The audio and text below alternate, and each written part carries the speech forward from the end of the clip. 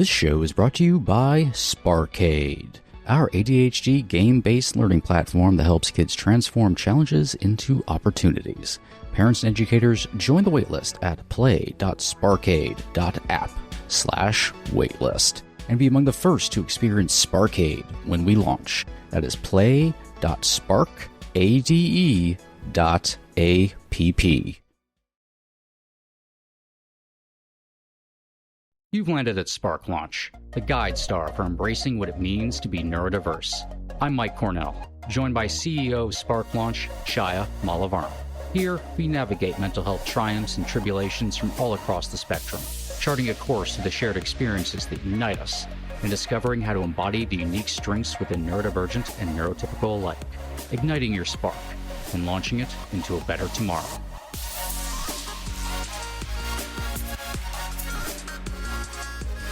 Hello there, I'm Mike. I'm Chaya.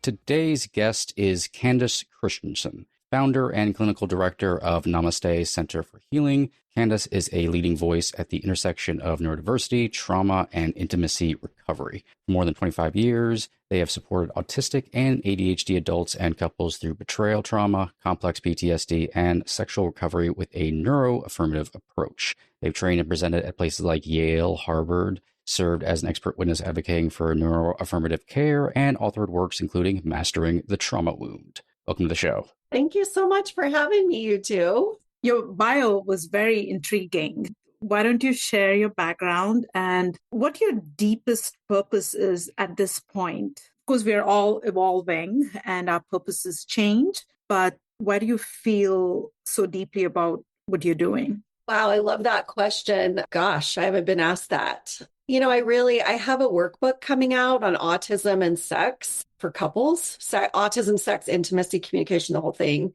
As an autistic person that was diagnosed, goodness, when I was 46, I'm 51. My partner, Chris, and I have been on quite a journey with our own intimacy and connection. And looking at my life through that lens as an autistic person changed everything for me and actually changed the work that I do. And so my passion now really is I want neurodiverse, same mixed neurotype couples to enjoy intimacy, to enjoy pleasure, to enjoy joy, experience joy together, to feel love and loved, and to heal from trauma, especially betrayal trauma, because it's such an awful, pervasive, horrifying experience for so many of the partners we work with, that, and especially if someone's autistic, working through it, that I really want people to heal from that. And I also want autistic people to know that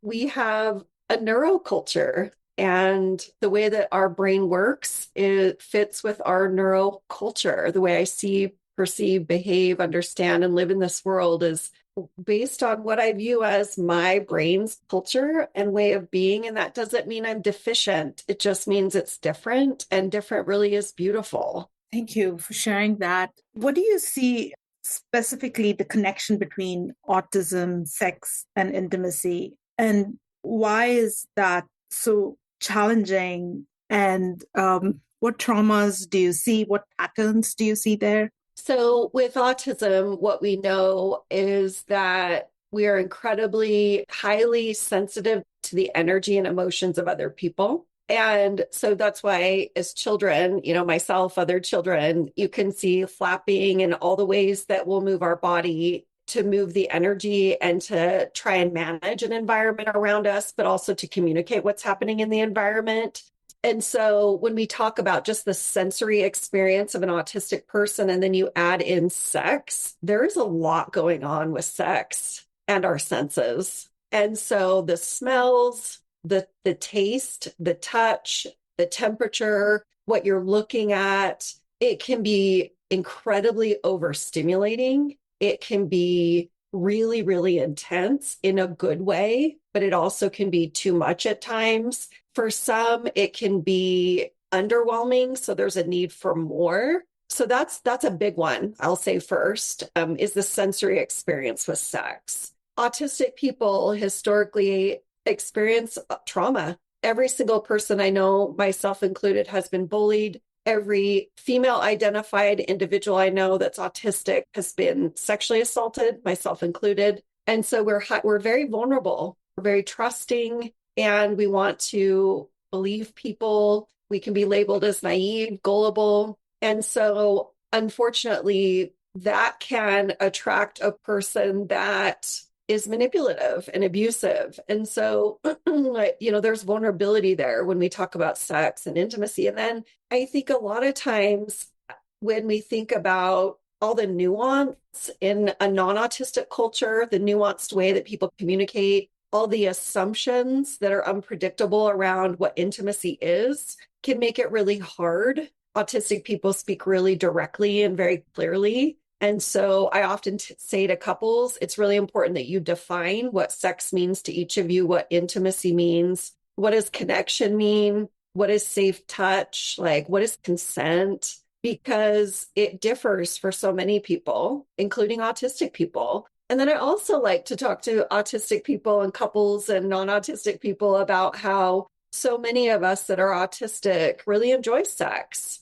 For the longest time, I thought I was asexual and sexually averse. And that's because every single person I had been with, male or female, sexually had taken from me. And so it wasn't until I got my current relationship where he created enough safety for me to just be myself in the bedroom and do what I needed to do sensory wise and ask for what I needed. And he made me first in terms of pleasure, all the things that I never experienced. There was consent, there always is. There's just a lot that I never experienced. And so there's so much of all of what I'm talking about, when we're looking at autism and sex and intimacy. Oh, and what I was going to say is, yes, some people that are autistic are asexual, and many of us aren't. I'm not actually asexual or sexually anorexic. I just had been with people that were abusing me. And so now that I understand so much more about my body and sex and intimacy and consent, I really enjoy it.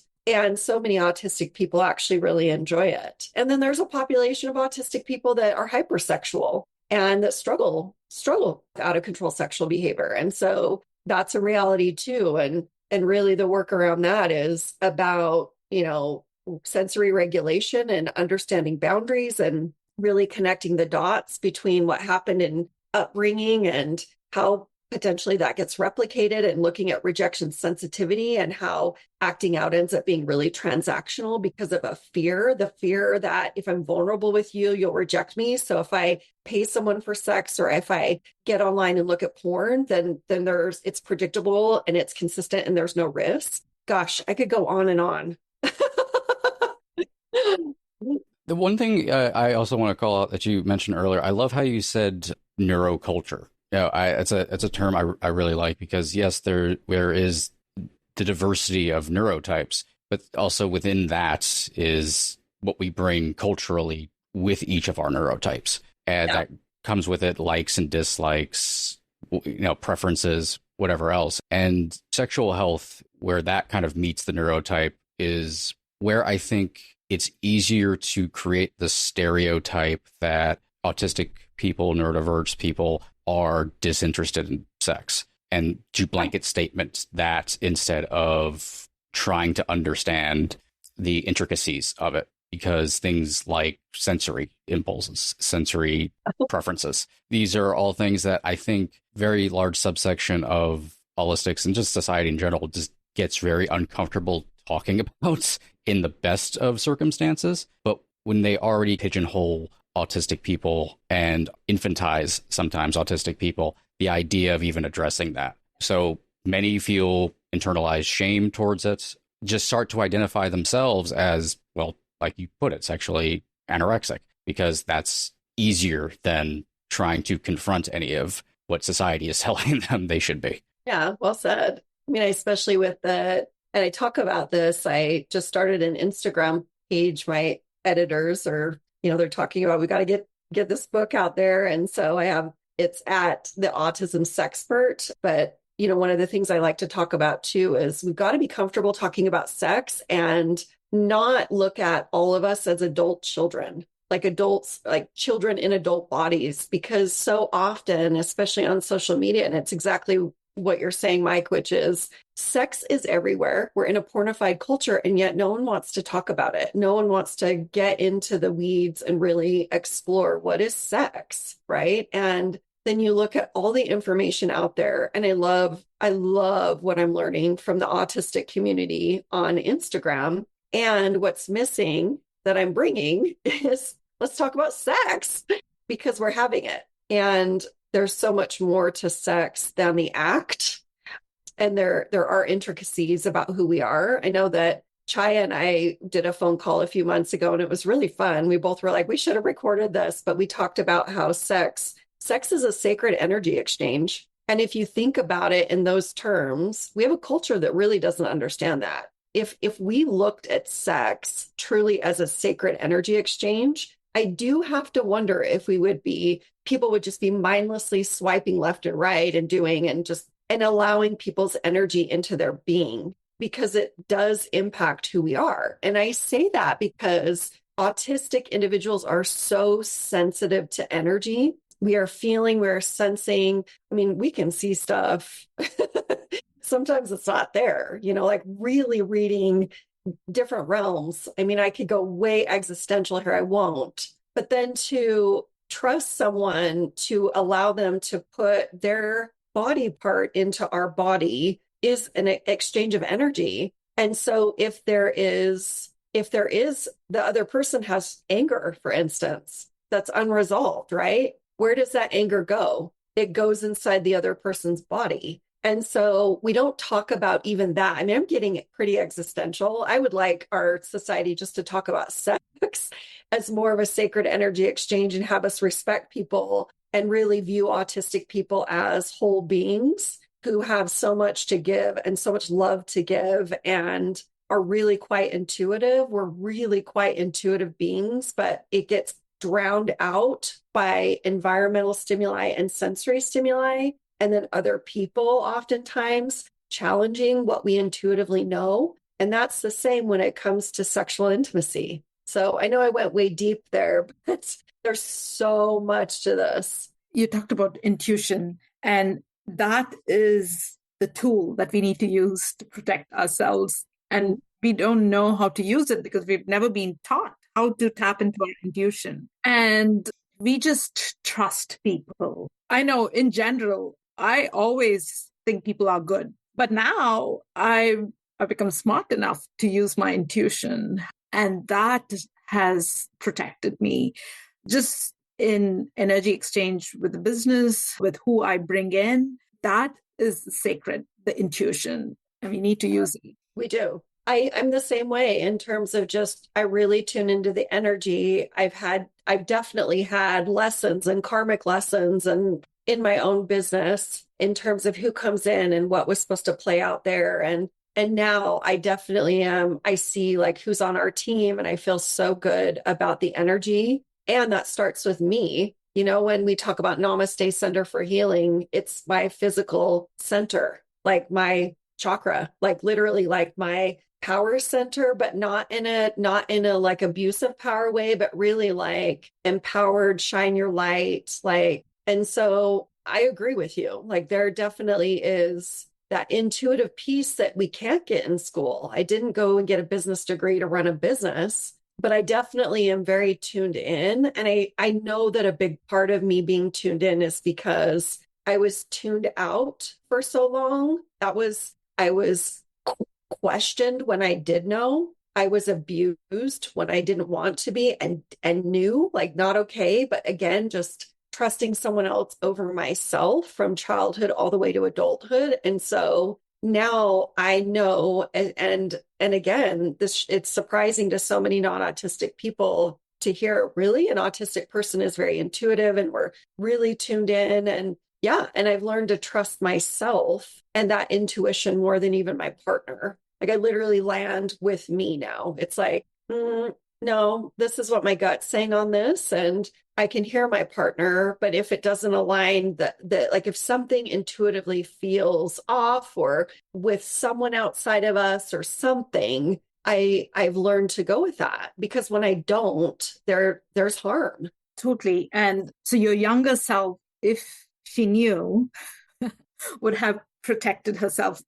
But nobody taught us. Again, I keep saying, and that's why we need to do the work that we're doing to bring awareness to children. Yeah. Children trust. I mean, me as an adult, I go with trust, and I just because I've been stabbed in the back, I'm not going to not trust, right? And this is where I've learned to forgive and use the lessons that I've learned to grow. But we need to go with our heart energy and your intuition, your third eye, and see who's and use it and just sit with it and see how it feels. So I think the younger folks and older should use a lot of their heart and their intuition, because a lot of times they shut off their heart, right? And that's where I think you experience where people think they're asexual. Well, yeah, I just think of like if we look at the different chakras, right? So it's like if we think about our sacral chakra, like how many people have closed off that energy because of trauma, or it's just so like just the understanding of connecting with their own body in their own body in a sexual way. It's just it sadly gets warped when there is trauma from childhood, betrayal trauma. And so the body closes down, the heart closes down. And I think there's a lot of fear for autistic people, there's so much fear of rejection, because we have been rejected, whether we come out and say, I'm autistic or not, there still is so much stigma about being autistic that, it's like whispering autistic, it's like this shameful thing. And so because of that, we get rejected. We've been bullied. I still get bullied. I present, and because of my neuroculture, I speak directly, and I literally am like mimicking what I've seen other presenters do. So when I talk about my partner, I share an experience as an autistic person, I'm told I'm narcissistic. I just think if I were from a different culture, I'm pansexual. I don't talk about that a lot, but if I was speaking on behalf of the LGBTQIA community, would anyone say that about me? But it seems like there still is this, it's like okay in our culture to label and be pretty harsh to autistic people, especially if you're attractive. And so people have been very cruel. And I'm like you, where I've been historically too trusting. And then I have that happen. And it's like, it can get hard to like keep going sometimes, because it's like, how do you just stay open, right? In the world when people are really not very kind.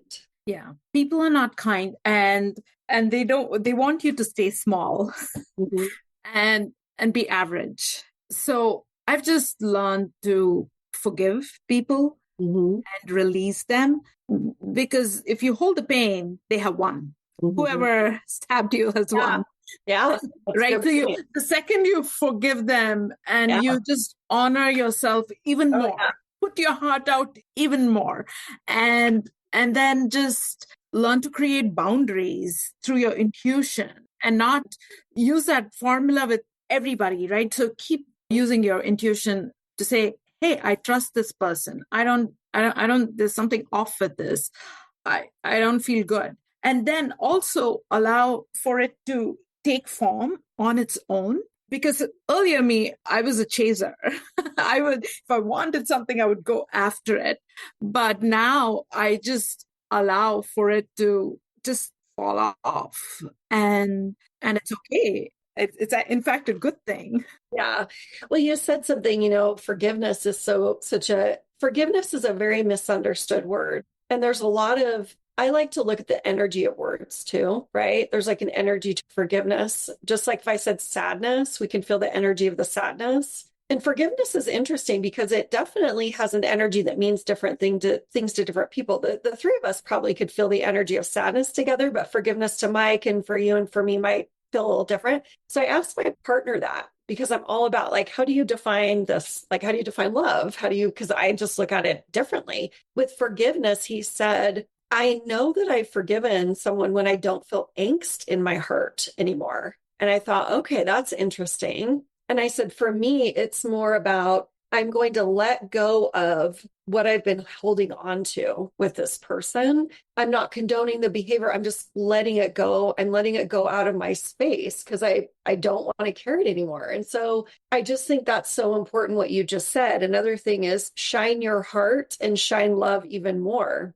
And I will say that one of the things that I've learned through actually ketamine assisted psychotherapy, my own journey is with that, is that what you just said, to shine love, like you are love, you are light, and to shine it. And so I appreciate you saying that, because so many autistic people, we do question ourselves. You know, we're in a culture that is oftentimes not neuro-affirmative or neuro-friendly or neurosensitive. And so we often question ourselves and we often feel very insecure. And I don't want to say everyone, but a lot of people I work with do. There's a lot of questioning and a lot of, like I said, rejection sensitivity. And autistic people can be some of the kindest, most loving people in the universe, truly, like truly. And I say that intentionally, in the universe. And so I guess, you know, as you were saying, your younger self, because I was getting ready for the question, what would you say to your younger self, is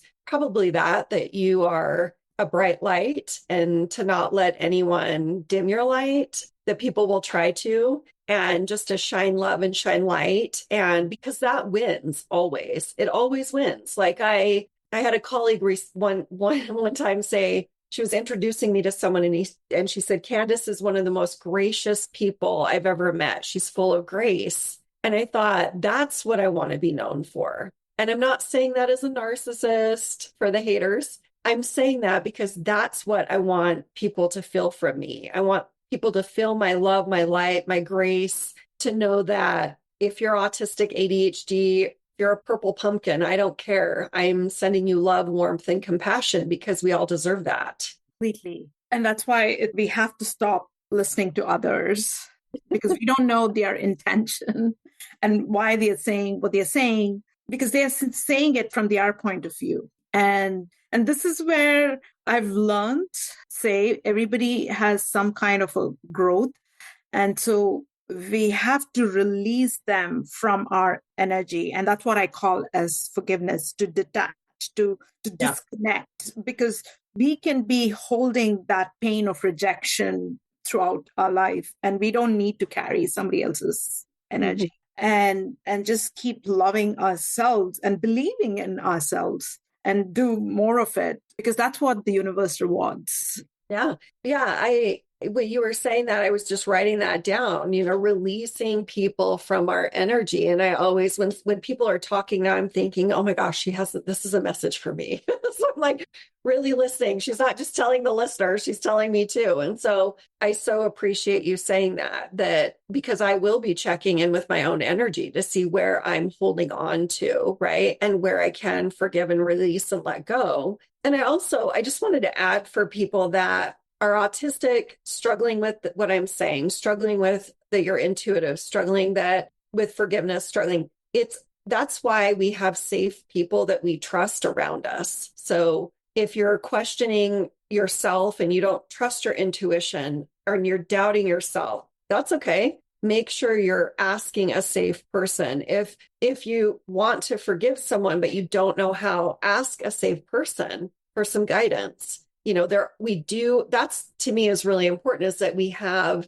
safe supports around us that love us unconditionally, that do have our back and are looking out for us. Because again, we live in an unpredictable, ever-changing world, which for an autistic person, our neuroculture thrives in predictability and we thrive in consistency. And so we have to have those grounded people that we trust around us when we feel uprooted, not grounded, to help us kind of land, or at least get some direction to land. So I just wanted to add that back, because I feel like that's really important. Yeah. You know, there's a lot, I think, when it comes to holding in bitterness or hate or regrets or whatever anybody would be personally holding in. Part of the reason we go over it in our heads and we don't want to relinquish it is the more we hold it in, the more we're hoping to change reality. We're not happy with the way reality is.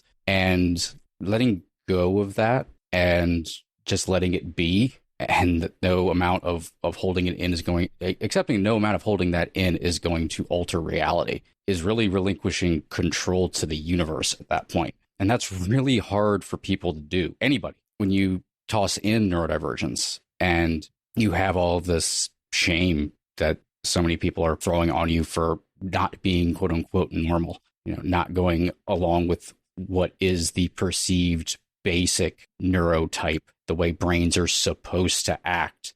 I mean, that is an attack on your entire being at that point. And on top of that, things happen, people treat you badly, trauma happens, and saying to ourselves, like, we can move on from this is also admitting that that's how reality works. And we don't want it to work that way. But that's not to say, this is where I always get people say I'm like nihilistic or something, but that is not to say that there's not a healthy spin on that. I don't like to say positive spin, because relinquishing that control to the universe is at the same time saying like anything is kind of possible, right? Like it's saying these horrible things can happen, they have happened, but time keeps moving. The chaos of the universe continues to unfold. Everything that is horrible that can happen is in equal measure in line with all the good things that can happen. And we can be stuck on this one thing and stay there forever, hoping to alter. I mean, when you're talking about autistic people getting stuck on a bad conversation they had once, which doesn't seem like much to maybe saying it to a neurotypical, but no, to that autistic person, that was horrible. A moment with a family member or something, that was horrible and is going to stay with them for years. And it's hard to relinquish that. But if you relinquish that, you do free yourself from the energy of that moment, which has been building and building, and the energy of that person who maybe treated you like crap in that particular moment, or you don't really have that much of a connection to, but you're stuck there. You're stuck in that moment in time. Mm-hmm. And you're not allowing yourself to experience the breadth of what is possible throughout the universe, throughout even other bad things that can happen and very likely will, but we cannot get stuck there. Yeah, I well said. And I have so much compassion for autistic people because the gripping is because of, there's gripping because of fear oftentimes. And so, there is, like, I think about in my own life and how I have gripped or been labeled as rigid, that comes from fear. That comes from fear of the unknown. And I am going to plug ketamine. Ketamine is such a misunderstood medicine, but I do want to plug it because so much of what you were saying, when we offer ketamine assisted psychotherapy, I'm not actually saying that as a plug. I'm saying it because anecdotally, every single autistic ADHD person,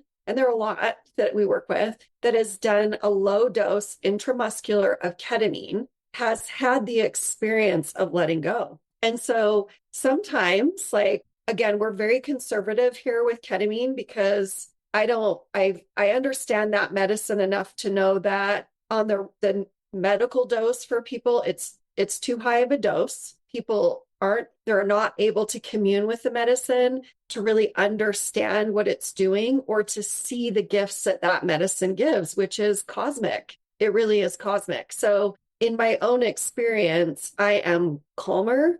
Every single person I work with that's done it through our center, just because we're very conservative with our dosing, calmer, can let go, can loosen their grip, can actually feel safer to be more social, can and has a desire to wants to connect with people, can actually look at the whole rainbow instead of seeing things as perhaps black and white or, it's just red or yellow. It's like, no, I can see the rainbow possibilities. And so I do want to say that for those folks, myself included, that struggled so hard, Mike, with what you're saying, which is so beautiful of, can you just let go, right? Like, can you just relinquish control? For me, I think because of my own trauma and then it just so much fear and anxiety in the world, having that, again, I'm not like a pusher of drugs. I've never been ever, but that's actually been a real gift, I think, for me and so many other autistic people,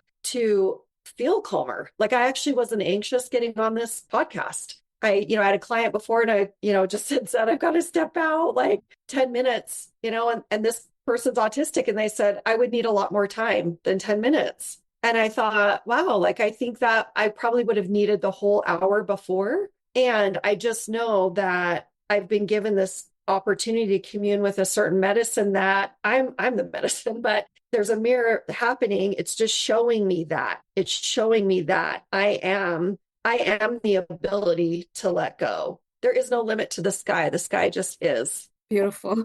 You were channeling that for sure. Yeah.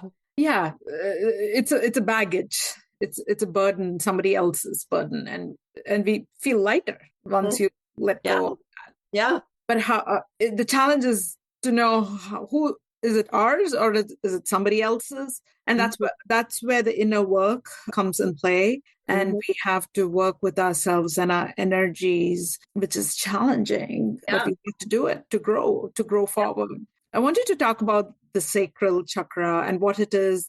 To our listeners, they might not know the term and what energies it holds, and this creativity that's there, there's sexuality, all of that comes from that same place of creation. Yeah. I mean, I'm literally writing down life force energy and Kundalini because I think of sacral chakra and I think first it's so misunderstood, like Kundalini, so misunderstood. People automatically assume this is the chakra for sex. And just like Kundalini, you think of the serpent, it's all about sex. And I hear that from couples, neurodiverse and non-neurodiverse couples, that I want to do this because, it's like, this is our life force, though. This is where creation, this is how we create. This is what we create. This is that energy of our passion and bringing to life so much that we feel that is aligned with who we are. And that also, I want to say, I think it's a portal for expressing what our wise and well ancestors wanted to express, the gifts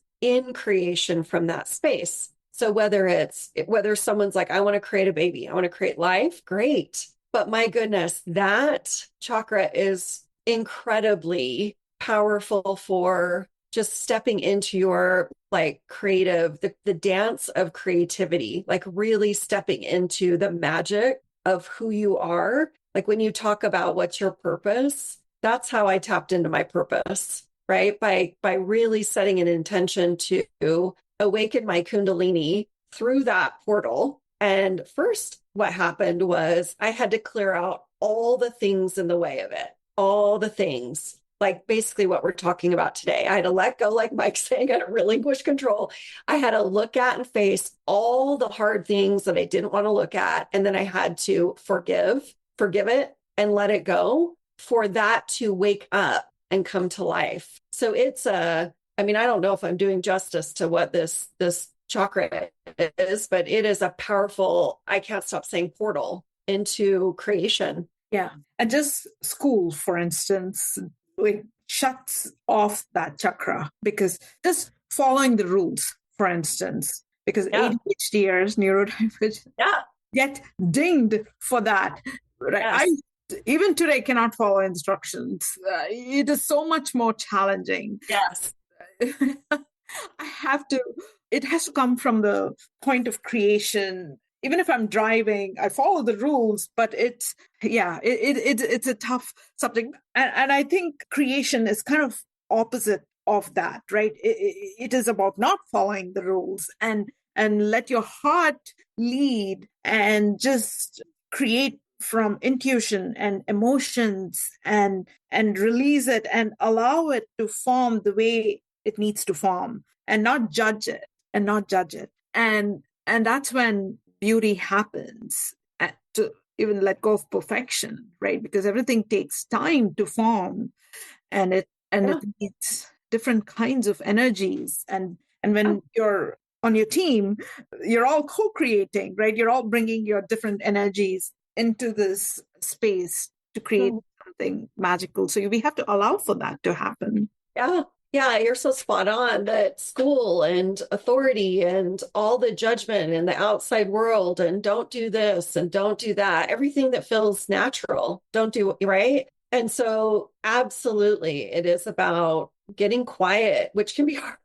Quiet for me is not meditation, but being in nature is. Being nature is meditative for me. And we go to our cabin every single weekend, and that really allows me to open up and really tune in and tap into that creative portal. But we've got to give space for it. We've got to create space for it. And it's easy in our society, I think, nowadays to just scroll on social media all day long and get so distracted, which serves a purpose indeed. But we need a balance. We need a balance, because when we're in that energy too much, that energy makes us focus on everyone outside of us, and we really lose touch with ourselves and our essence and our energy. And it's easy to get really lost in it. And I also think that opens us up to feeling some energy that maybe we don't want to feel, the insecure feelings, right? Questioning ourselves, self-doubt when we're seeing everyone else on social media. There's just an energy of it. So taking that time to really connect, however people connect. I mean, honestly, however people connect. To me, there's no right way. It's your way that works. That is really the most important thing. It always comes back to the person you're going to spend the most amount of time with is yourself.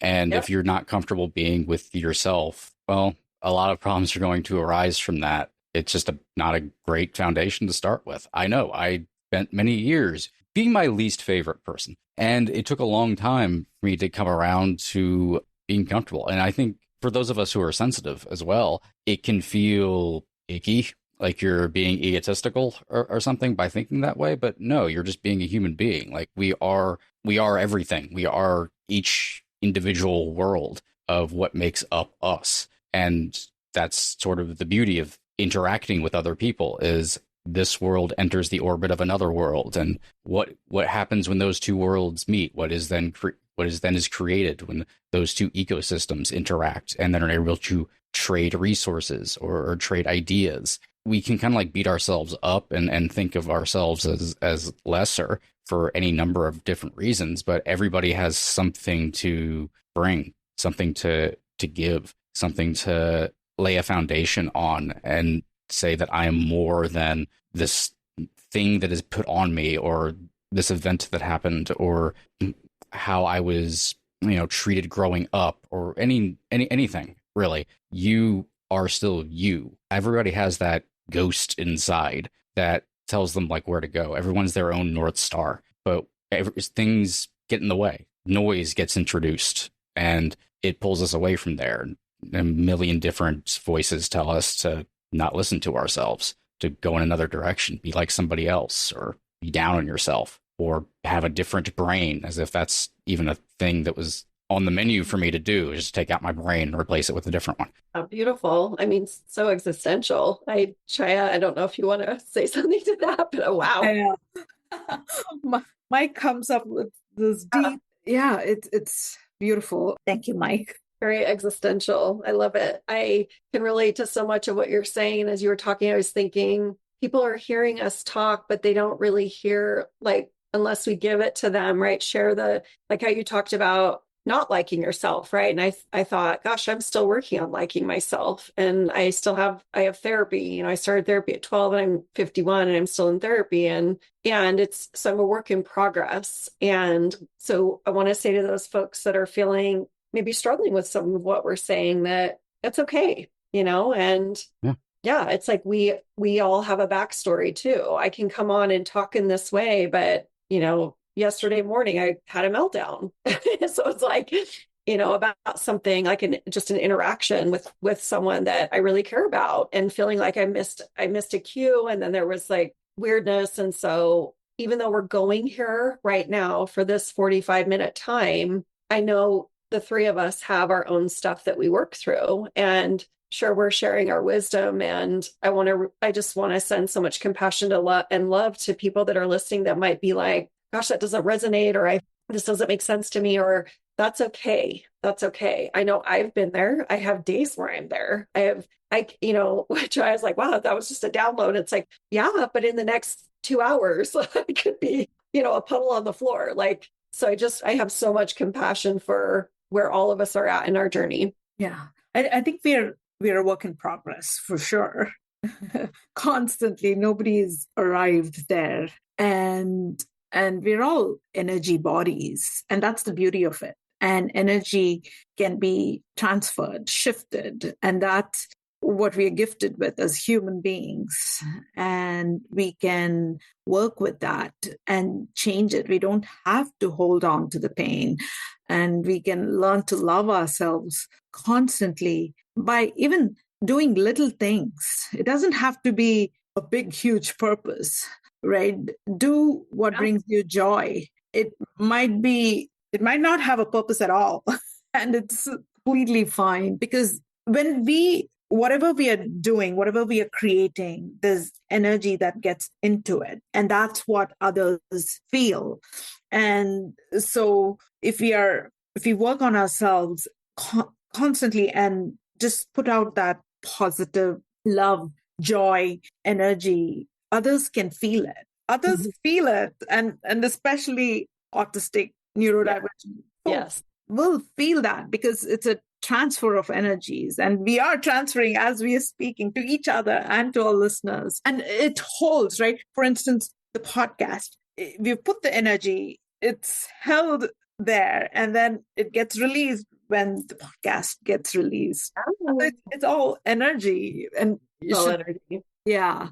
And I love that you're doing that work, energy work, and helping people release and know that pain is okay. Yeah. It's so fascinating, because I am talking about this, and then in my therapy, it's like the therapy model I use. So in internal family systems, and the IFS for couples, which is called intimacy from the inside out. And I weave in some EMDR, and we also do like ancestral work, really connecting with legacy burdens and how to heal on that level. And in my day-to-day, like, I don't necessarily talk with every client about like existential, like go here, if that makes sense. So this has been such a gift today, because like you're saying, this can go out in the world. And what I love is now people can hear this side of me too. You know, I do, when a client calls it forth and there's an energy to it, then I will step into the space and show up and share.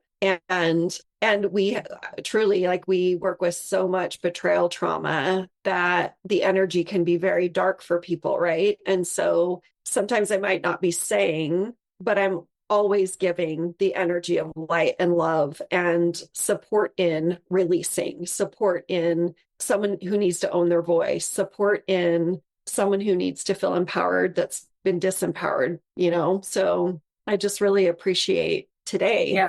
Yeah. Now gets to be out in the world too. And I don't often get to talk, like go to this level with just anyone or everyone, you know. It was all meant to be. And just know that, just believe in yourself and keep doing that. Even if you don't get the acknowledgement from others, like sometimes you don't get a thank you, you do not get an acknowledgement, but it's okay. It's okay. And that's how you keep loving yourself. Just keep doing it, keep believing it. And it's always the intention. If your intention is pure, it's completely okay the way you show up. And that's where your authenticity shows up. And that's how you start creating from your authenticity. Yes. Well said. Well said. I think an important takeaway from this talk is the greatest constant in the universe is change. The entire idea of change. Everything is constantly changing. And to paraphrase something, and I'll be curious if anybody listening to this will be able to figure out what I'm quoting, the efforts to remain still, to remain what you are, is actually what limits us. But if you give into constant evolution, and that's what we do, we learn, keep evolving. There's no expiration date to that. We can continue evolving until the end, in which case where our energy goes is where our energy goes. Yeah, I love that you said that. I mean, I just think back again to like autistic people. We are really, truly, I mean, people have said this before, and there are people that, you know, speak about this all the time, that are we evolved beings that truly are tapped into other realms? And it's just, there are wavelengths here that just create confusion in terms of like what's being transmitted and like the energy exchange and all the things. And so when you said that, like constantly changing, I was like, wow, my autistic brain wants to be like, really, Mike? Do we have to have positive change? But when I think about it, like, I know that in my heart and soul. I know that. And I know that. I know that I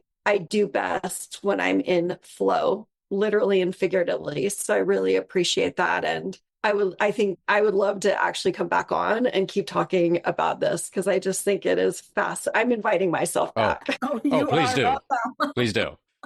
You are most welcome. Yes, you should come back. We can dive into different realms and how challenging it is on Earth. Because there's so much negativity, right? And so just imagine when a flame, a small light is trying to make its room here, and there's so much darkness, and it is challenging. But if you keep believing in that light keeps getting bigger and bigger, and then the darkness will go away. So we have to just believe that. Absolutely. And that's what we've come here to do. That's what. Totally. Absolutely. Thank you both so much. Well, thank you. And where can everybody find you and check out Namaste?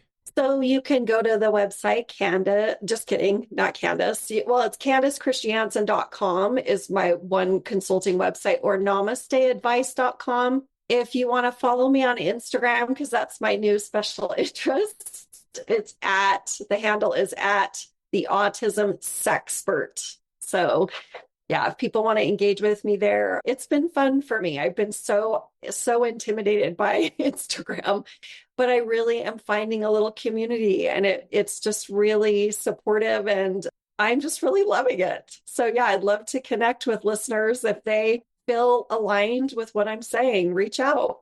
Awesome. That's wonderful. And I'll be sure to include all those links in the show notes for everybody to easily find, which was, of course, as always, on sparklaunchpodcast.com. Thank you so much for coming on. Definitely want to have you on again. We love when things get existential and a little bit weird. So I'm very happy with this episode. So please do come back. For us here at Spark Launch, we will see you next time.